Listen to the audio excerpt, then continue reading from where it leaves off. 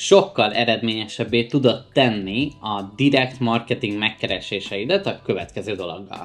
Egy cégnek több mint 3-szorosára tudtuk növelni a visszajelzéseit, a visszafele menő kommunikációkat, amikor teljesen új cégeket, új embereket kerestek meg. Ez azt jelentette, hogy 3-szor több potenciális ügyfelet tudtunk szerezni a következő dologgal, amit most el fogok mondani. Bármely csatornát is választották, amiben benne volt az e-mailes megkeresés vagy a LinkedIn üzenetek küldése, egy dolgot másképp csináltak, mint azelőtt a segítségünkkel. Nem csupán egy szöveges üzenetet küldtek, vagy egy e-mailt küldtek el a potenciális ügyfélnek, hanem egy videós bemutatkozást küldtek el. Lényegében egy videós üzenetet egy nagyon-nagyon rövid, figyelemfelkeltő, frappáns előtétszöveggel. Az előtét szöveg az 1 vagy 2 mondat volt. Az e-mail esetében 2 mondat, a LinkedIn, illetve a többi csatorna esetében egy frappáns figyelemfelkeltő mondat volt, a többit a videóra bízták.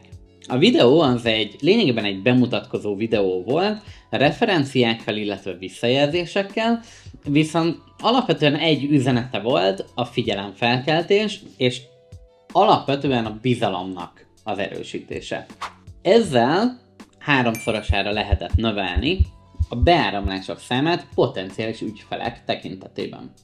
Nekik alapvetően az volt a céljuk, hogy csak figyelmet keltsenek fel, és legyenek érdeklődőik. Utána az érdeklődőket már az értékesítők zárták le a szolgáltatásra, viszont azzal, hogy meg-3-szorozták a befele jövő potenciális ügyfelek számát, azzal nagyban tudták növelni a forgalmukat, illetve a bevételüket is. Ebből azt is látjuk, hogy a videók az értékesítésben is hatalmas segítséget tudnak nyújtani az értékesítőknek. Segítik az értékesítők munkáját, új ügyfeleket is lehet velük szerezni, és ami a legfontosabb, hogy bizalmat növelnek az emberekben. Azért növelnek főként bizalmat, mivel egy kicsit betekinthetnek abba, hogy milyen emberrel is beszélnek. Az írott kommunikációban valahogyan elképzeli a másik fél, hogy hogyan nézhet ki, alapvetően utána nézhet, hogy mivel foglalkozhat, de sokkal-sokkal bizalomkeltőbb, hogyha látja is azt az illetőt, akivel fog, vagy akivel már beszél és kommunikál.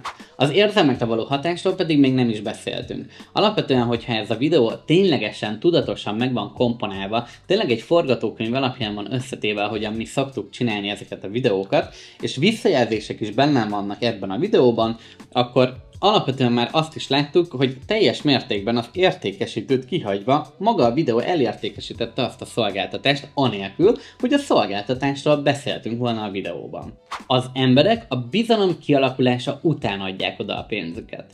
Az emberek a bizalom kialakulása után fognak érdeklődni.